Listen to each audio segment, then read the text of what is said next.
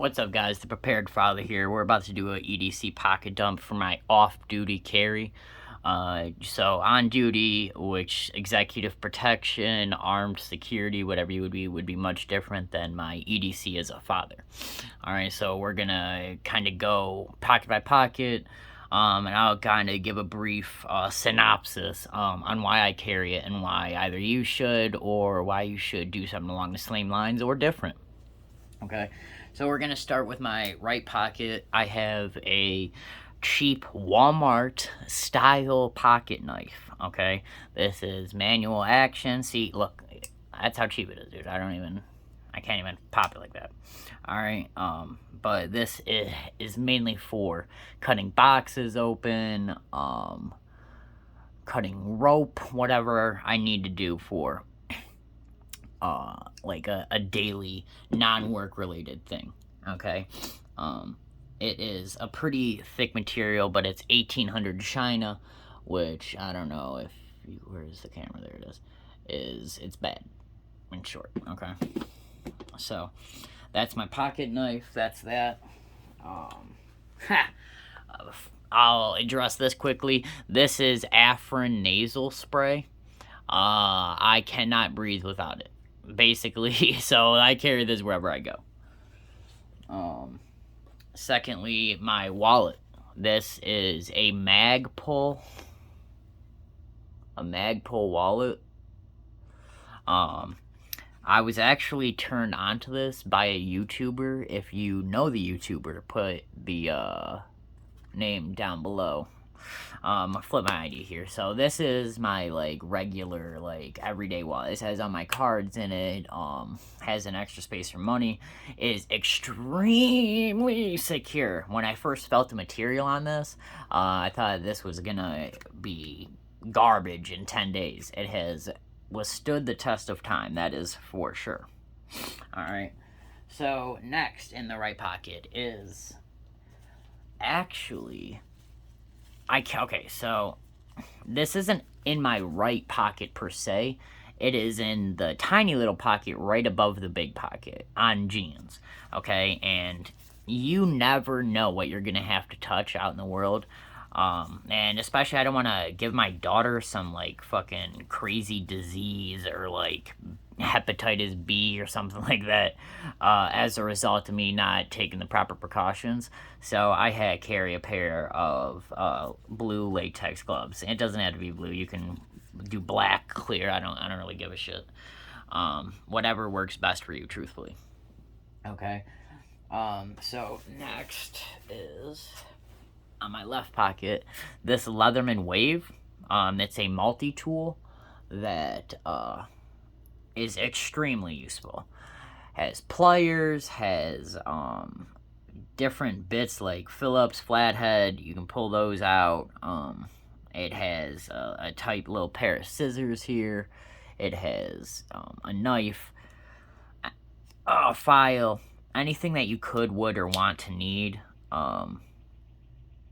during a day as a man, as someone like working with your hands in the field or something like that, out at the park. You could always use one of these with you. It is slightly heavy, I will say, so like it's not, if you're like active in some sort of basketball shorts or like sweatpants, I would say either not carry it or get some sort of EDC belt, that which we'll be kind of talking about too, about it, that will have a holster that will retain this. Okay. The next thing that we are going to grab is this flashlight. This is like, I think I got this off of Temu. You know what I mean? So like, I'm not like, this has always worked. I've never clicked the button and it not work. It provides enough light to where I can see anything inside my vehicle in the dead of night. Has a strobe effect. Is held up so far. I'm actually in the process of testing out some lights for EDC choices, like the Streamlight. Streamlight makes some good, small, compact, useful lights, and then there's like Olight makes a few good things that I'd be interested in as well. Okay. Next, it's my car key. Alright, and obviously that would be a primary, of primary importance. Now, secondly, I have two things that we're going to talk about. One is this extra wallet. This wallet retains my credentials for work, and a spare card, as well as $20. $20 will probably get you out of most situations you're stuck in. If you need a ride somewhere, you could definitely bribe some human being with $20 cash. You know, if I'm working and I need to present identification in some way to law enforcement, or if a vendor is coming by and needs to pick something up, and I need to be present and there for that, I'd be able to show them that without having to like finagle my wallet. Okay. And then I carry like $40 here, and then like $6 in ones. Alright, the $6 in ones, this is what I allow myself to get, like energy drinks, a power bar, something like that. And then this is like emergency purposes situation. Like I'm out of gas. I have encountered someone on the street who is in desperate need of $20, which is few and far between, but it could happen. All right. And then I have this. I don't know if you guys know or care, which both, but I would encourage you to at least hear me out. So this is a 4-year medallion representing sobriety and long-term recovery. If you guys don't know, I am a person in long-term recovery. I value that very much, as I would have absolutely nothing that I have today without this and the people that this represents. Okay.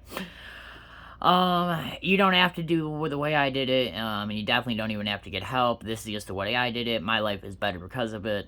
That's the way I live. All right. And now we're gonna go into okay, one more thing. So I have this. This is Carmex. I prefer Carmex over chapstick, just because like I feel like it lasts longer. I don't know if that's like a proven thing or not, but you know. That's it. Okay. I'll talk before I get into my firearm. I will show you my watch, as this is a pivotal part of my everyday carry. This is a Carbinox X Ranger. This is a Bluetooth smartwatch with a battery that lasts 2 weeks without a single charge. I think. And the less you do with it, the less battery is going to be. I think I've had this last up to 22 days. Okay. It tracks your steps. It is emergency calls. I can answer text messages on it. It gets my heart rate, oxygen levels, blood pressure, all the goodies. Very useful, especially in self-defense situations. What I have found that is when I prompt my watch to call law enforcement, I can use my hands to stay on the threat, or whatever situation that may be. You know what I mean? All right. And now we're gonna talk firstly about all right. So this is a Smith & Wesson M&P Shield in 9mm. It is the Performance Center model with an ADE holster. Alright, so first we're going to talk about the pistol, the things that I have done to it to make it the pistol it is, okay? So first, let's clear it. These are Hornady American Gunner rounds, or Sig Sauer V-Crown jacketed hollow points. I would recommend hollow points for all EDC carrying, as we want our bullets to go inside the person, inside the threat, and stop there. It is not valuable to carry FMJs, as you are very likely to shoot through your thread and into Sally, Susie, or Susie's dog. Okay, and that's not what we want. I mean, I don't. Okay, and that, in fact, that's also why people, like, have, in some situations, have a poor view of firearms owners and the Second Amendment community in general, is because they've heard of stories like that of someone trying to defend themselves and killing an 80-year-old lady next door. You know what I mean? Like, it's definitely an individual responsibility to know what you're carrying, to know how it exits your firearm, and where that bullet is gonna stop. Likely. You know what I mean? It's a firearm with real bullets, so it is definitely gonna have some weird shit happen to it, but for the most part, hollow points stay inside the body that you're shooting. Okay. That is a clear firearm. So yeah, the Performance Center has the ports on it, fiber optic sight. This is a Siley Wolf Zero optic. It is a red dot. It has been extremely reliable for me so far. I put on Handle It grips as the initial texturing on the shield is nothing to write home about. Okay. If you guys see back here, I also put a piece of tape because when I draw from concealment, I have, like, it's like this tactile feeling of that tape pressing against the inside of my thumb. And then, I know I have a good purchase on the firearm. Okay? I have a TLR 6 on this, as this sometimes comes with me at night, and when I go out at night, I make sure I can see what I'm shooting at. You know what I mean? People say you don't need a light for concealed carry. People say it's you're never going to use it. But the reality is, this is a case-by-case situation, and I would prefer to have it and not need it than need it and not have it, as is with firearms in general. Okay? So next we will talk about this holster. Now, I did buy a new holster. I will say in advance, if you're getting a holster, do not get this one. Alright? Listen, I'm not going to shit on it too much. But for someone who is unfamiliar with holsters, what makes a holster safe, and how to properly and methodically holster and reholster and unholster your weapon, it is a potential danger. Alright, and let me show you why. So when you have a holster and you put your firearm in it, you are putting your firearm in the holster to prevent this trigger being pulled at any time for any reason. Okay? So as you'll see, I am inserting it into the holster. But do you see that right there? That is a giant fucking hole in the holster, which, if you are unfamiliar or you are fucking around with this as a toy, which you should never fucking do, period. Never, I swear to God, I harp on this to everyone.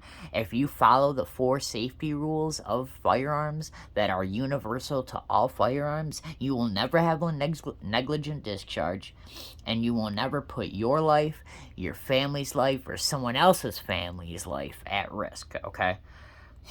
So, if I didn't know what I was doing, when I carry, and I have, like, something, a pair of pants or a pair of shorts that have a drawstring in them, the potentiality of something getting in right here, like, I wish I had a drawstring on me now. Let me look around briefly. No, not really. So, like, a drawstring would go in here, go in front, and if, like, because I've seen it happen on holsters, not this holster in particular, thank God, but I've seen someone put their holster, or put their gun in their holster, but their drawstring was in it, and when they, like, sat down, they pulled the trigger with the, drawstring. So, that's not good. That ended very poorly. And I would highly recommend you guys spend the money to get a good holster. Alright, I just got a new holster from We the People. We'll see how that is. I like companies that make their shit in America. I like their companies that are patriotic and support the Second Amendment. And We the People does that, okay? I definitely understand that the quality may not be the greatest compared to Tier 1, T-Rex, LAS Concealment. Yeah, these places are the tip top, you know what I mean? And chances are I am going to end up going with that. Alright, so that's my pistol. Alright, and one last thing I'll talk about, depending on the situation, is magazines and mag carriers. Alright, so this is my inside the waistband holster carrier for my magazine, and this holds my 10-round magazine. Alright, so my 10-round magazine comes with me most places, okay? For most situations, I'm not going to need more than 20 rounds to deal with a threat. By the grace of God, I hope not. Or if I live outside of the city of Detroit, if I'm traveling to Detroit, in a high risk, high populated area, or it's hectic, or I'm with my family or my daughter in particular, who is a 3-year-old, who is 100% incapable of protecting herself, I will carry this mag. Now, this mag is a 12-round mag, and when you have this in, the grip on this is incredibly improved, okay? So, you'll see, in some of the range videos I do, me practicing reloads with this. But, so that's what we're working with. That's my EDC, guys. I really appreciate you sticking around. If you've came this far, drop the video a like, share it with your friends, family, and subscribe. Alright, thank you so much.